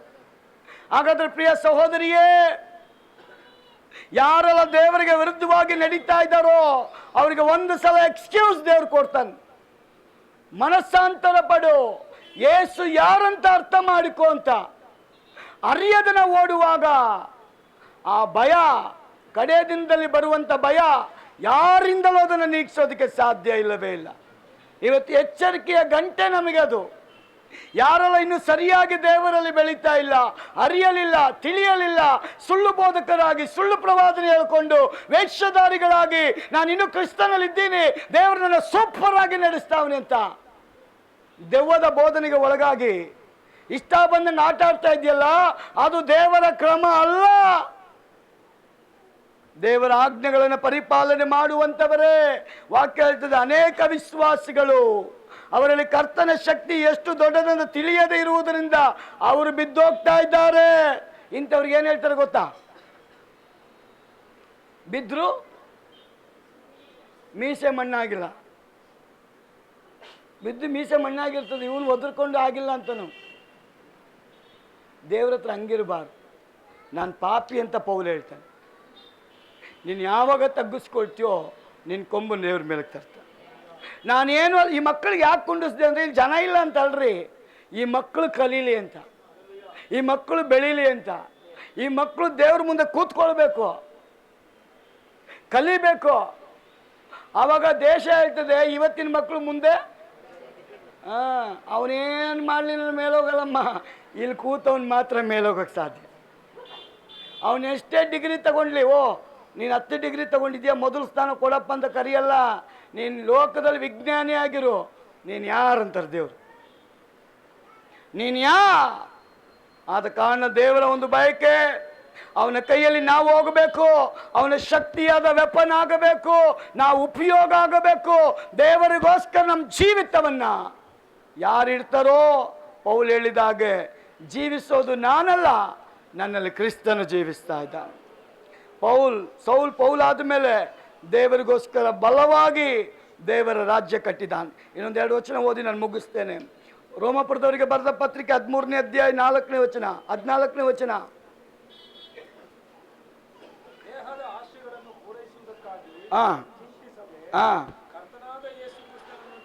ನೋಡಿ, ಅವನೇನು ಹೇಳ್ತಾನೆ, ದೇಹದ ಆಸೆಗಳನ್ನು ಪೂರೈಸುವುದಕ್ಕಾಗಿ ಚಿಂತಿಸದೆ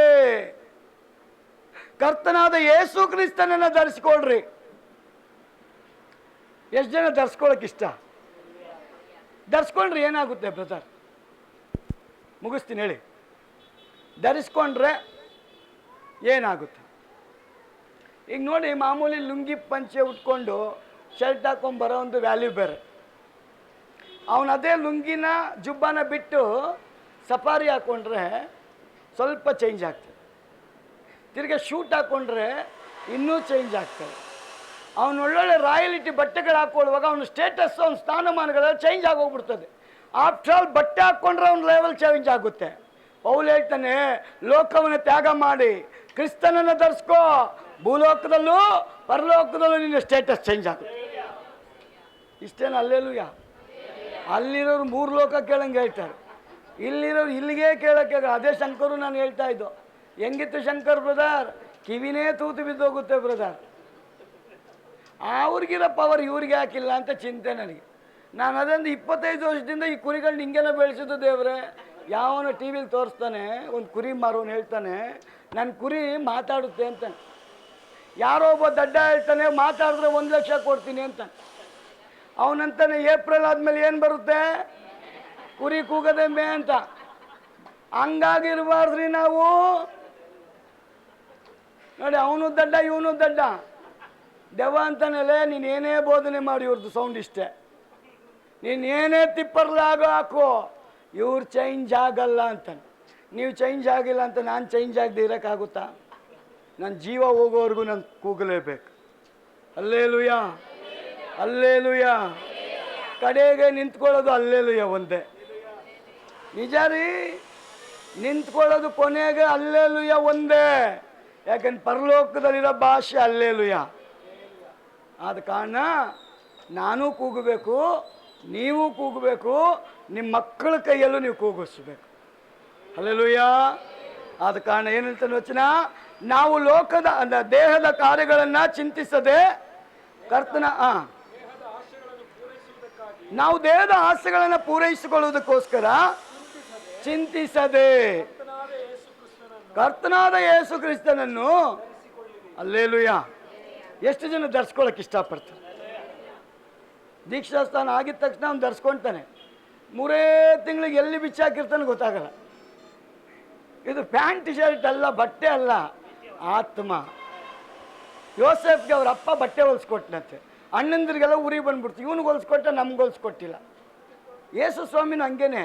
ಅಪ್ಪ ಅಂತ ಕೂಗೋರಿಗೆ ಪರಿಶುದ್ಧಾತ್ಮ, ಕೂಗದೆ ಇರೋರಿಗೆಲ್ಲ, ರೋಡಲ್ಲಿ ಹೋಗೋರಿಗೆಲ್ಲ ಕರೆದ ಆತ್ಮನ ಕೊಡೋಕ್ಕೆ ಅವನಿಗೇನು ಹುಚ್ಚಿಡ್ದೈತಾ? ಮನೆಗೆ ಬಂದವರಿಗೆ ಕೊಡ್ತೀನಿ, ನನ್ನ ನಂಬದವರಿಗೆ ಕೊಡ್ತೀನಿ, ವಿಶ್ವಾಸ ಇಟ್ಟವರಿಗೆ ಕೊಡ್ತೀನಿ, ಪರಿಶುದ್ಧವಾಗಿ ಜೀವಿಸ್ತೀನಿ ಅನ್ನೋರಿಗೆ ಕೊಡ್ತೀನಿ, ನನ್ನ ಆಜ್ಞೆಗಳನ್ನ ಪರಿಪಾಲನೆ ಮಾಡ್ತೀನಿ ಅನ್ನೋರಿಗೆ ಕೊಡ್ತೀನಿ. ನಿನ್ನ ಪಾತ್ರೆಯಾಗಿ ಉಪಯೋಗ ಆಗಕ್ಕೆ ಇಷ್ಟಪಡುವಂಥ ನನಗೆ ಕೊಡಪ್ಪ. ದೇವರು ಕೊಡ್ತಾನಂತೆ.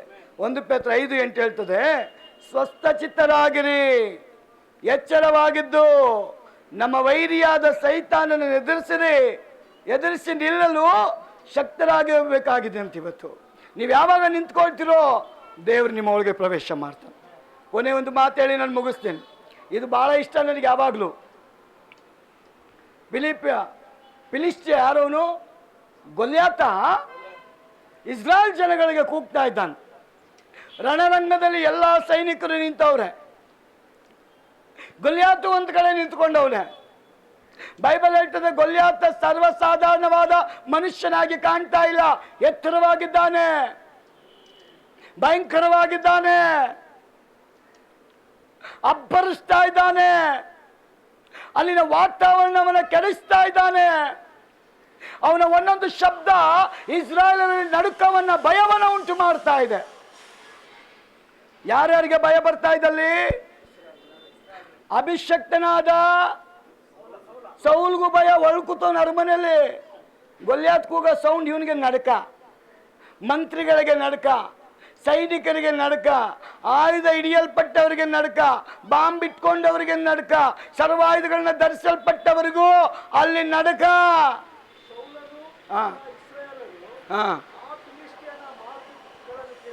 ಆ ಫಿಲಿಷ್ಟಿಯನ ಮಾತುಗಳನ್ನು ಕೇಳಿ ನೋಡ್ರಿ ಹೆಂಗಂತೆ, ನಾನಾದ್ರೂ ಸುಮ್ಮನೆ ಭಯಪಟ್ರು ಅಂತೆ. ಬೈಬಲ್ ಏನು ಹೇಳ್ತದೆ? ಎಲ್ಲರೂ ಹೇಳ್ರಿ ಭಾಳ ಅಂತ. ದೆವ್ವನ ನೋಡಿ ಭಯಪಡ್ತೀರಾ? ನಿಮ್ಮ ಮನೇಲಿ ಚೊಂಬಳ್ಳಾಡಿಸಿದ್ರು ನೀವು ಭಯಪಡಬೇಡ. ನಿಜ ರೀ, ಸುಮಾರು ಮನೇಲಿ ಪಾತ್ರೆಗಳು ಅಲ್ಲಾಡಿಸ್ತದೆ, ಶಬ್ದ ಮಾಡುತ್ತೆ. ಅದರ ಕೆಲಸ ಜನಗಳನ್ನು ಭಯಪಡಿಸಿ ಕಂಟ್ರೋಲ್ಗೆ ಇಟ್ಕೊಳ್ಳೋದು. ಗೊಲ್ಯಾತ್ ಏನ್ ಮಾಡ್ತಾ ಇದ್ದಾನೆ? ಇಸ್ರಾಯೇಲ್ರನ್ನ ಅವನು ಧಮಕಿ ಹಾಕಿ ಕರೀತಾ ಇದ್ದಾನೆ, ಹೀಯಾಳಿಸಿ ಕರೀತಾ ಇದ್ದಾನೆ, ಅವಮಾನ ಮಾಡಿ ಕರೀತಾ ಇದ್ದಾನೆ. ಎಲ್ಲರೂ ಮರಣದ ಭಯದಲ್ಲಿ ತತ್ತರಿಸಿ ಹೋಗ್ತಾ ಇದ್ದಾರೆ, ಇನ್ಕ್ಲೂಡ್ ಸೌಲ್. ಸೌಲನು ಸಹ ಭಯದಲ್ಲಿದ್ದಾನೆ. ಅವರ ಎದೆ ಒಡೆದೋಗ್ಬಿಟ್ಟಿದೆ ಆಲ್ರೆಡಿ, ಆದರೆ ಒಬ್ಬನ ಎದೆ ಒಡೆದೋಗಿಲ್ರಿ. ಕೇಳಿದಾಗ ಅಲ್ಲೆಲ್ಲೂ ಹೇಳ್ಬೇಕು, ನಿಮ್ಮ ಎದೆಗಳೆಲ್ಲ ಎಲ್ಲೋಗೈತೋ ಗೊತ್ತಿಲ್ಲ. ದಾವೀದ್ ಆ ರಣರಂಗದಲ್ಲಿ ಪ್ರವೇಶ ಮಾಡ್ತಾನೆ. ಅವನು ಯುದ್ಧ ಮಾಡೋಕ್ಕೆ ಅಂತ ಬಂದವನಲ್ಲ, ಊಟ ಕೊಡೋಕ್ಕೆ ಅಂತ ಬಂದವನು. ಅವನು ಬರುವಾಗ ನಮ್ಮ ದೇವರಿಗೆ ವಿರುದ್ಧವಾಗಿ ಮಾತಾಡ್ತಾ ಇದ್ದಂಥ ಗೊಲ್ಯಾತನ ಶಬ್ದ ಇವನ ಕಿವಿಗೆ ಬಿದ್ದ ತಕ್ಷಣ ಅವನ ರೋಮ ನಿಂತ್ಕೊಳ್ಳುತ್ತಂತೆ. ಅವನಲ್ಲಿ ವೈರಾಗ್ಯ ನಿಂತ್ಕೊಳ್ತದೆ, ಆಸಕ್ತಿ ನಿಂತ್ಕೊಳ್ತದೆ. ಅವನಿಗೆ ಕೋಪ, ದೇವರಿಗೆ ವಿರುದ್ಧವಾಗಿ ಮಾತಾಡ್ನಲ್ಲ, ಅವನು ಯಾರಂತ ಅವನು ಕೇಳ್ತಾನೆ, ಏನ್ ನಡೀತಾ ಇದೆ ಇಲ್ಲಿ? ಅವನು ಮಾತನಾಡುವಾಗ ಕೋಪದಲ್ಲಿ ಹೊಟ್ಟೆ ಕಿಚ್ಚಿಂದ ಸೌಲನ ಬಳಿಗೆ ಎಳ್ಕೊಂಡೋಗಿ ಬಿಟ್ರು. ಆಗ ದಾವೀದನ ಬಾಯಿಂದ ಬರುವ ಒಂದೊಂದು ಮಾತುಗಳು ಎಷ್ಟು ಚೆನ್ನಾಗಿದೆ ಅಂದ್ರೆ, ಅವನ್ ಸೌಲನ್ ಕೇಳ್ತಾನೆ, ನೋಡಯ್ಯ, ನಾವು ಎಲ್ಲಾ ಯುದ್ಧ ಕಲಿತವರು, ಎಲ್ಲ ಆಯುಧಗಳನ್ನ ಇಟ್ಕೊಂಡವರು, ಗೊಲ್ಯಾತನ ಮುಂದೆ ನಿಲ್ಲಕ್ಕೆ ಆಗದಂತ ಭಯದಲ್ಲಿ ಇದ್ದೇವೆ, ಇಂಥ ಟೈಮ್ನಲ್ಲಿ ನೀನು ಅವನು ಹೇಳ್ತಾನೆ, ನೋಡಪ್ಪ, ನನಗೆ ಯುದ್ಧ ಮಾಡಕ್ಕೆ ಬರಲ್ಲ, ಬರ್ಜಿ ಎತ್ತಕ್ಕೆ ಬರಲ್ಲ, ಕತ್ತಿ ಎತ್ತಕ್ಕೆ ಬರಲ್ಲ, ಯಾವ ವಿದ್ಯೆಯನ್ನು ನಾನು ಕಲ್ತಿಲ್ಲ. ಆದ್ರೆ ಒಂದು ಗೊತ್ತು ನನಗೆ, ನಮ್ಮ ತಂದೆಯ ಕುರಿಯನ್ನ ನನ್ನ ಕಾಡಲ್ಲಿ ಮೇಯಿಸುವಾಗ ನನ್ನ ಕುರಿಗಳನ್ನ ಕದಿಯೋದಕ್ಕೆ, ತಿನ್ನೋದಕ್ಕೆ, ಹಾಳು ಮಾಡೋದಕ್ಕೆ ದುಷ್ಟ ಮೃಗಗಳು ಬಂದಾಗ, ದೇವರಿಗೆ ಸ್ತೋತ್ರ. ಅವನು ಹೇಳ್ತಾನೆ, ದುಷ್ಟ ಮೃಗವಾಗಿ ಒಂದು ಸಲ ಕರಡಿ ಬಂತು, ಒಂದು ಸಲ ಸಿಂಹ ಬಂತು, ಅವುಗಳ ಬಾಯನ್ನು ನಾನು ಅರಿದು ಬಿಟ್ಟಿದ್ದೇನೆ. ಕಾರಣ ನನ್ನ ಬಲದಿಂದಲ್ಲ, ನನ್ನ ಒಳಗಿರುವ ದೇವರ ಆತ್ಮನ ಬಲದಿಂದ. ಪ್ರಿಯ ಸಹೋದರಿಯೇ, ದಾವೀದ್ ಯಾವಾಗ ಗೊಲ್ಯಾತನ ಮುಂದೆ ಹೋಗಿ ನಿಲ್ಲಕ್ಕೆ ರೆಡಿ ಆಗ್ತಾನೋ, ಅವ್ನು ಯುದ್ಧ ಮಾಡಕ್ಕೆ ಹೋಗ್ತಾ ಇಲ್ಲ, ನನ್ನ ದೇವರಿಗೆ ವಿರುದ್ಧವಾಗಿ ನಿಂತು ಮಾತನಾಡುವಂತ ಆ ದುಷ್ಟ ವ್ಯಕ್ತಿಯನ್ನ ಫೇಸ್ ಮಾಡಕ್ಕೆ ಹೋದಾಗ ಆ ದಾವೀದ್ ಬರೀತಾನೆ, ದೇವರ ಮುಖವನ್ನು ನೋಡುವವರ ಮಕ್ಕಳ ಮುಖ ಲಜ್ಜೆಗೆಡೋದೇ ಇಲ್ಲ, ಲಜ್ಜೆಗಿಡೋದೇ ಇಲ್ಲ. ದೇವರನ್ನ ನೋಡ್ತಾ ಇದ್ದೀರಾ, ನಿಮ್ಮ ಪರವಾಗಿ ದೇವ್ರು ಯುದ್ಧ ಮಾಡ್ತಾನ್ರಿ. ಅದಕ್ಕೆ ದೇವ್ರು ಹೇಳ್ತಾನೆ ಮಕ್ಕಳಿಗೆ, ನೀವು ಮೌನವಾಗಿರಿ, ನಾನು ಬಂದು ಯುದ್ಧ ಮಾಡ್ತೇನೆ. ದೇವರು ಯಾವಾಗ ಚಲಿಸ್ತಾನೋ ಅಲ್ಲಿ ಜಯ ಖಂಡಿತವಾಗಿರ್ತದೆ. ದಾವೀದು ಬಂದು ನಿಂತ ವಚನ ಹೇಳ್ತದೆ, ಪಕ್ಕನೆ ದೇವರ ಆತ್ಮನು ದಾವೀದನಲ್ಲಿ ಬಂದಾಗ ಅವನ ಶಕ್ತಿಯಲ್ಲಿ ಕೆಲಸ ಮಾಡೋದಿಲ್ಲ. ಅದಕ್ಕೆ ಪೌಲ್ ಹೇಳ್ತಾನೆ, ನಮ್ಮ ದೇವರ ಪರಾಕ್ರಮ ಎಂಥದ್ದನ್ನ ಈ ಲೋಕಕ್ಕೆ ನೀವು ತಿಳಿಸ್ಕೊಡ್ಬೇಕು. ಆ ಲೋಕಕ್ಕೆ ನಾವು ತಿಳಿಸಬೇಕು ಅಂದ್ರೆ ದೇವರ ಸಾಧನೆಗಳಾಗಿ ನಮ್ಮನ್ನ ದೇವರ ಕೈಗೆ ಸಮರ್ಪಣೆ ಮಾಡಬೇಕು. ಯಾವಾಗ ದೇವರಾತ್ಮನು ಬರ್ತಾನೋ ಅಲ್ಲಿ ನಿಜವಾಗಲೂ ಬಿಡುಗಡೆ ಇರ್ತದೆ. ಅದಕ್ಕೆ ದೇವರ ವಾಕ್ಯ ಹೇಳ್ತದೆ, ದಾವೀದನು ಯುದ್ಧಕ್ಕೆ ಹೋಗಿ ನಿಂತು ಕೂಡಲೇ ದೇವರ ಆತ್ಮನು ಇಳಿದು ಬಂದಲ್ಲ, ಗೊಲ್ಯಾತನ ತಲೆ ದಾವೀದನ ಕೈಯಲ್ಲಿ. ಅದಕ್ಕೆ ಮುಂಚಿತವಾಗಿ ಎಷ್ಟು ಚೆನ್ನಾಗಿದೆ ನೋಡ್ರಿ. ಇವತ್ತು ನಮ್ಮೆಲ್ಲ ಇನ್ಸ್ಪೆಕ್ಟರ್ಗಳು, ಪೊಲೀಸವ್ರ ಕೈಯಲ್ಲಿ, ಮಿಲಿಟರಿಯವ್ರ ಕೈಯಲ್ಲಿ ಶತ್ರುಗಳನ್ನ ಹೊಡಿಯಕ್ಕೆ ಏನು ಕೊಟ್ಟವ್ರೆ? ಆ ಗನ್ನಲ್ಲಿ ಒಂದು ಗುಂಡಿರ್ತದೆ, ಅದು ಇವನು ಗೌರ್ಮೆಂಟ್ ಅವ್ನು ಹೇಳ್ಬೇಕು ಹೊಡಿ ಅಂತ, ಹೊಡಿ ಅನ್ನೋವರೆಗೂ ಇವನು ಹೊಡಿಸ್ಕೊಳ್ತಾ ಇರ್ಬೇಕು.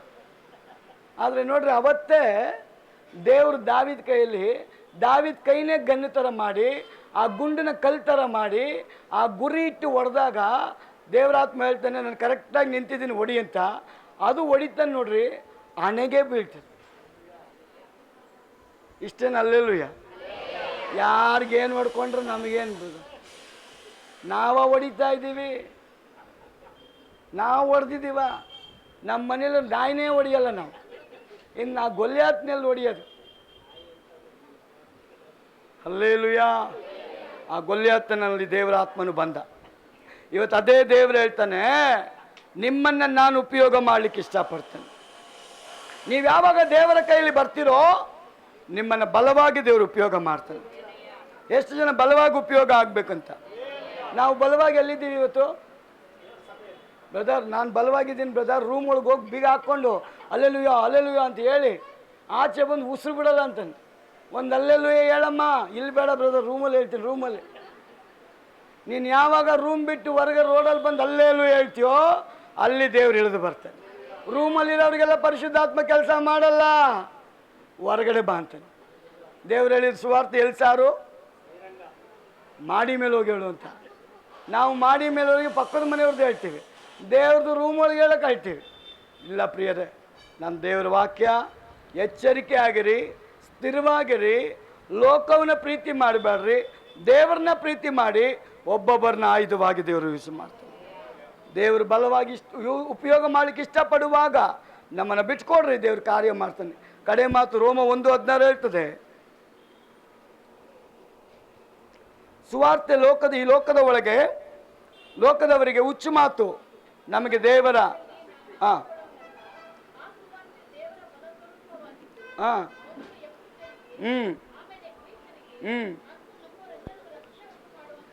ಆಮೇನ್.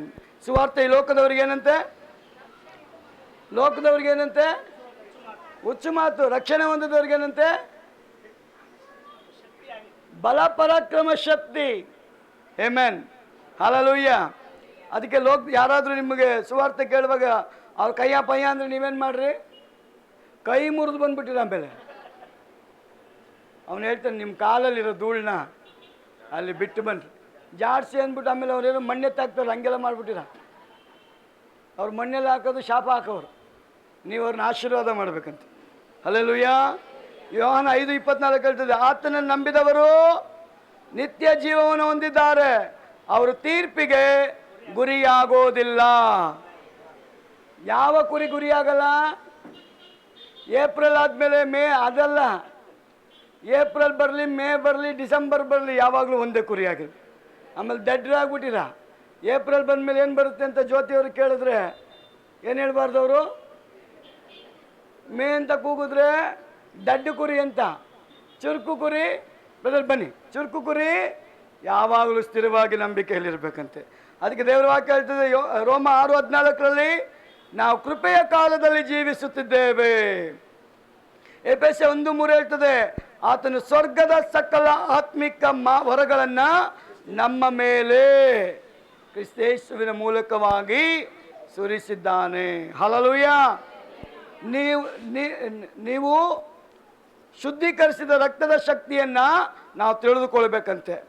ನಮ್ಮನ್ನು ಬಲಪಡಿಸಿದ ದೇವರ ವಾಕ್ಯದ ಶಕ್ತಿಯನ್ನು ನಾವು ತಿಳ್ಕೊಳ್ಬೇಕಂತೆ. ಕಡೆಯದಾಗಿ ಆತನ ವಾಕ್ಯದ ಶಕ್ತಿ ಏನೆಂಬುದನ್ನು ನಾವು ಅರಿಬೇಕಂತೆ. ಮತ್ತು ಬೀಳದಂತೆ ನಮ್ಮನ್ನು ಕಾಪಾಡುವ ಶಕ್ತಿಯನ್ನು ನಾವು ತಿಳಿದುಕೊಳ್ಬೇಕಂತೆ.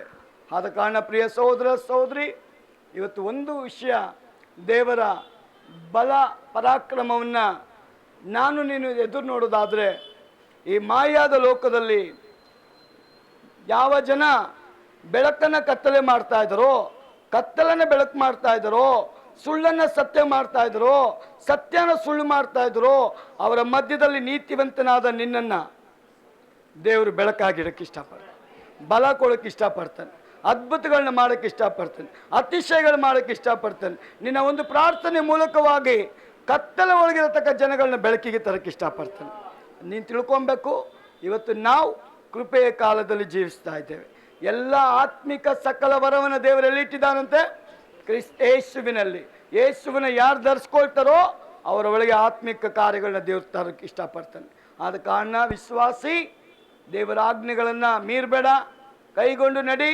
ಅದಕ್ಕೆ ಭಕ್ತನಾದ ಪೌಲ ಹೇಳ್ತಾನೆ, ಬೀಳದಂತೆ ನಮ್ಮನ್ನು ಕಾಪಾಡುವ ಶಕ್ತಿಯನ್ನು ತಿಳಿದುಕೊಳ್ಳಬೇಕಾಗಿದೆ. 2 ಕೊರಿಂಥ 12:7 10 ವರ್ಷ ಓದುವಾಗ ಕರ್ತನು ಹೇಳಿದಂತೆ ಆತನ ಕೃಪೆಯು ನಮಗೆ ಸಾಕಾಗಿದೆ. ನಾವು ಯಾವಾಗಲೂ ಆತನ ಶಕ್ತಿಯನ್ನು ಆತುಕೊಳ್ಳಬೇಕು.